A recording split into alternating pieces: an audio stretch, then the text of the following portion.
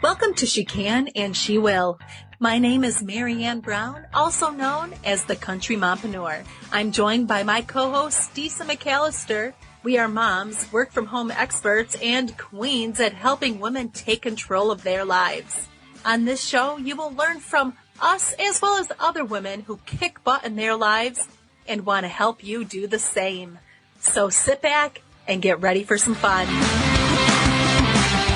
Welcome to She Can and She Will. Today we are talking about something very important. I actually thought of this because my stepdaughter had to go on a job interview recently, and she was like, "Oh my God, give me some tips. I need some tips." And I was like, let's give some tips on our next podcast, because I bet you there's a lot of different people that are actually looking for tips, whether it's in person or virtual, because we have the virtual ones we do a lot too.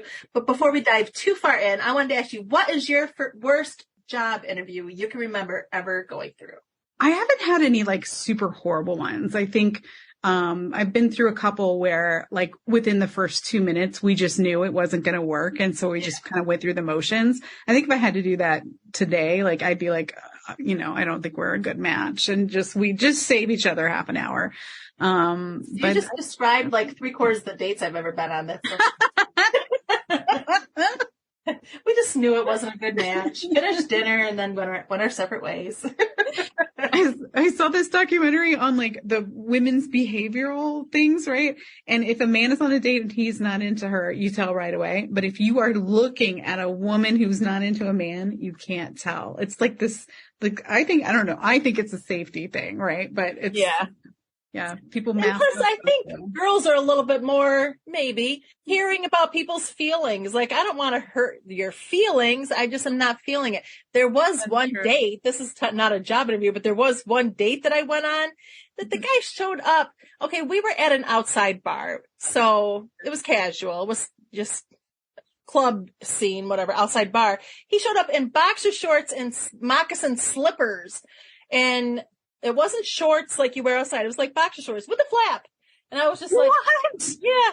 And Tracy, our friend, our coworker, was there. She showed up. She was there with me because going into it, I was like, I'm not sure I'm going to like this guy, because I was sort of iffy. I had met him on one of the dating sites. And he showed up, and I was looking at her like, what the hell? And she's like, I'm going to leave you here with him. We were casually texting each other while he was sitting there. And so I suddenly, oh goodness, I gotta go pick up my son. I pretended I got a phone call and we had to leave. Yeah. I was not feeling, he was a little aggressively, the way he spoke too, a little bit like, so what do you do? Like very like, meh.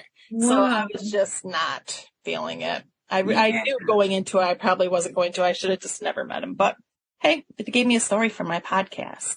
That's true. You did get something out of it. I want to hear about a bad interview, though. Have you had any bad interviews? The one that I could think of is there was a guy that when I first started working remotely, I was charging like $5 an hour because I didn't really know what I know now. Mm-hmm. So I tried to up my price to like $12 an hour or something, like not even that much.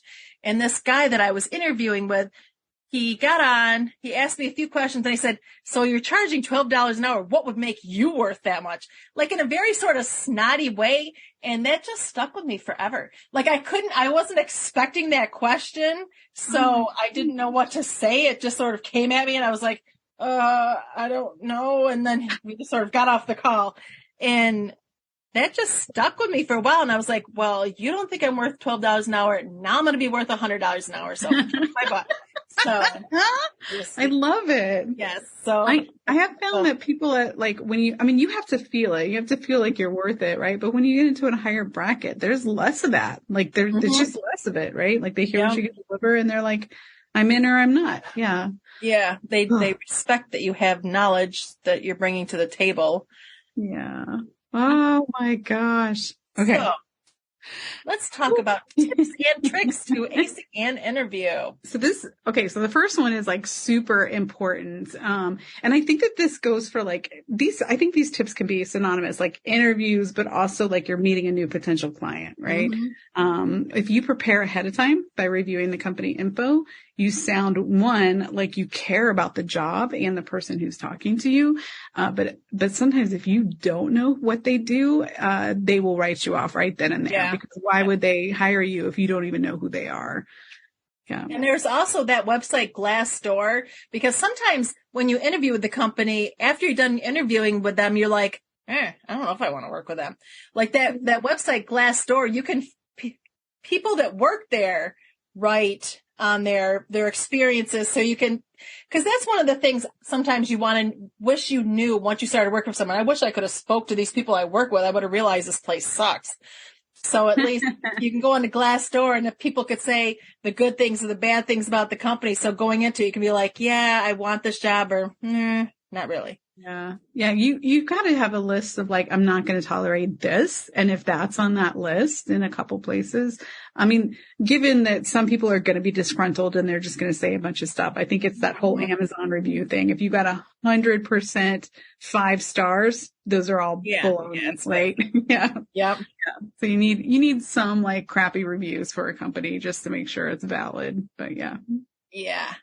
And then another one is take your time and think when you're when you're answering the question. Somebody will ask you a question inevitably, like that guy. What makes you think you're worth it? Now, if I knew what I knew now than what I didn't know then, I would have taken my time, thought, and answered intelligently without just getting all flustered. Like, be ready, because they're going to ask you some of those out of the wall questions. I hate the questions where they're like, name a time when a coworker did this to you. And you have to, I hate those questions. And I know those are good, because it like forces you to get into a really uncomfortable situation, and they see how you deal with that. Yeah. Yeah. Which is good. And I mean, I've done interviews and had to ask those questions before, but I always, when I ask them, I'm like, oh, it sucks to be you. I hate getting asked them. That's funny. Okay. So another one is, don't be too casual, either in your dress or your attitude. So a lot of people like personality. They want to see what it's going to be like to work with you. But if you're too casual, if you're like dropping F-bombs in that interview, like you're a no-go, because they can't stick you in front of clients. Or if you look like you just came from working out, if you've got to be on Zoom or you're in an office, like that's just not gonna be quite great office attire. Like people shouldn't show up for a job interview doing the interview from their car. Can't say that that's not what I did when I first interviewed with you the first time. I remember that, and I still was blown away. It's funny because I had to go pick up my son unexpectedly. I'm like, I don't want to miss this interview. So I just was like, I have to do it from my car. You're like, that's fine. But you don't want to be casual and flippant about it and be like, yo, dude, what's up? I got to do it from my car and act. I know I've seen some where the people are like eating food and stuff while they're doing a job interview. Seriously? No. Oh my gosh. Oh my gosh.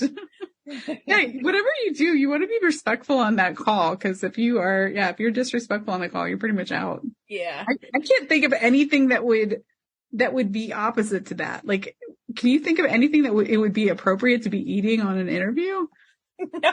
Maybe are you interviewing for a job where you're going to be a taste tester? I want a job where I'm a taste tester. Ooh, that sounds like I just thought of that off the top of my head, and now I want to be one. That sounds fun. I always thought those jobs where you have to be mystery shoppers seems like they would be fun, especially if they give you money to shop and you get to keep this stuff.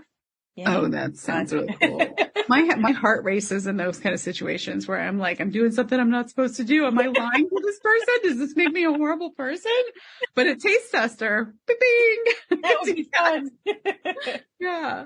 Then on the opposite side of don't be too casual, it's also don't be too serious, because you don't want the people to think that you're super boring either. I mean, you want people to know, you want people to see your personality. You don't want to take it too serious where the people do want someone that's got a personality. Most offices do anyways. Maybe if you're applying to be like a lawyer accountant or something, maybe be like, don't joke with us. Or a funeral home director. Yeah. Oh yeah. Yeah. Yeah. Serious and somber. Yes. Okay, so come ready to ask a few questions. Now, your questions need to be kind of directed at the company in a way that is not going to benefit you directly, right? Like you don't ask them about salary, don't ask them about benefits, ask them about, you could ask about company culture. That will give you like an insight of like what you're going to be working with on a day to day. But asking them kind of directed questions that highlight that you did some research. Yes. I really like that. Yeah. Yes. I like that one. And also don't forget to breathe. That one sounds sort of funny. And I always thought that was funny when you're in like a gym and they're like, and breathe. Don't forget to breathe. Yeah, I'm breathing. I'm breathing heavily because I can't hardly catch my breath. But like when you're in those interview times, sometimes you can start getting a little bit of a sweat going and get a little nervous and start getting a little hyperventilating feeling, depending on how badly you want this job. So just calm down, take some deep breaths. Don't forget to breathe and just relax. You can do it. That is really nice. Yeah. Breathing helps with so much. Just get that adrenaline down and also make you sound like you thought things through, even if you didn't beforehand. Yes. And it keeps you alive. It keeps you alive. There is that. Yeah. One other thing that you can do is to draft a narrative of yourself and then let the interview know what makes you stand out. Like give some memorable pieces of yourself. And a place to put this in is like when they sit down, they're going to ask you, tell me about yourself, right? And within that narrative, you want to put some things that really highlight your background and expertise in relation to the position you're going for, but that also make you memorable to the people who are interviewing you. And as an introvert, as an introvert, that's something that sometimes you have to get that little elevator pitch of yourself and just put it in the back of your head that you can just rattle off, because sometimes as an introvert that I hate that question of like, tell us a little bit about yourself. I was born in 19 like, no, they want to just highlights of what's makes you relevant to the job here. But you just have to put that little elevator pitch of yourself. You put them in your head for your jobs and stuff of why you got to sell yourself sometimes. Yep, that's true. That's very true. And you can do it humbly, but you need to write it down because if you're new to doing that, it's awkward and nobody really likes doing that in the beginning. So those are some tips you can use to prepare for the interview. What else do we have here, Mary Ann? So we want to just let everybody know that we have coaching sessions that can offer you an opportunity to look at your strengths, what services you could offer clients if you haven't started working for yourself and you want to, and how to make the most of all your time and be productive in your everyday to-day life. Yeah. And I love to role play. So, that can help too if you're doing mock interviews.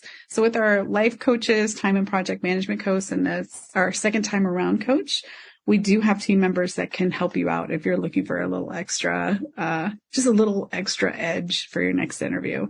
Yeah, so be sure, reach out to us today and we will talk you through how to get started. Yay. Hey, thanks guys. for joining us. Yeah, thanks for joining us. We will talk to you again soon. Thank you for listening. For more information, join us at thepmagency.com.